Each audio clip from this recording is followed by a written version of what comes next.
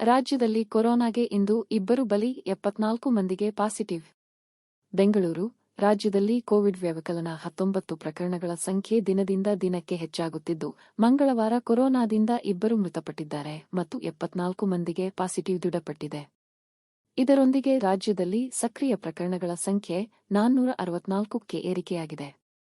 ಕಳೆದ 24 ಗಂಟೆಗಳಲ್ಲಿ 74 ಹೊಸ ಕೋವಿಡ್ ವ್ಯವಕಲನ 19 ಪಾಸಿಟಿವ್ ಪ್ರಕರಣಗಳು ವರದಿಯಾಗಿದ್ದು, ಸಕ್ರಿಯ ಪ್ರಕರಣಗಳ ಸಂಖ್ಯೆ 464ಕ್ಕೆ ಏರಿಕೆಯಾಗಿದೆ ಎಂದು ಆರೋಗ್ಯ ಮತ್ತು ಕುಟುಂಬ ಕಲ್ಯಾಣ ಇಲಾಖೆ ತಿಳಿಸಿದೆ.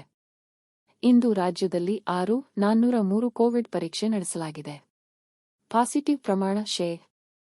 1.15ರಷ್ಟು ಇದೆ. ಬೆಂಗಳೂರಿನಲ್ಲಿ 104 ಮಂದಿಗೆ ಕೋವಿಡ್ ಪರೀಕ್ಷೆ ನಡೆಸಲಾಗಿದ್ದು, 57 ಮಂದಿಗೆ ಸೋಂಕು ದೃಢಪಟ್ಟಿದೆ. ಬೆಂಗಳೂರು ಗ್ರಾಮಾಂತರ ಮತ್ತು ಹಾಸನದಲ್ಲಿ ತಲಾ 4, ಚಿಕ್ಕಬಳ್ಳಾಪುರದಲ್ಲಿ 3, ಮಂಡ್ಯ ಮತ್ತು ಮೈಸೂರಿನಲ್ಲಿ ತಲಾ 2 ಹಾಗೂ ಚಾಮರಾಜನಗರ ಮತ್ತು ವಿಜಯನಗರದಲ್ಲಿ ತಲಾ 1 ಪ್ರಕರಣ ವರದಿಯಾಗಿವೆ.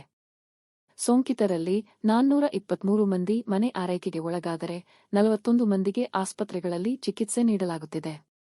16 ಮಂದಿ ತೀವ್ರ ನಿಗಾ ಘಟಕದಲ್ಲಿ ಹಾಗೂ 25 ಮಂದಿ ಸಾಮಾನ್ಯ ವಾರ್ಡ್ನಲ್ಲಿ ಇದ್ದಾರೆ. ಸೋಂಕಿತರಲ್ಲಿ 44 ಮಂದಿ ಇಂದು ಚೇತರಿಸಿಕೊಂಡಿದ್ದಾರೆ ಎಂದು ಆರೋಗ್ಯ ಮತ್ತು ಕುಟುಂಬ ಕಲ್ಯಾಣ ಇಲಾಖೆ ತಿಳಿಸಿದೆ.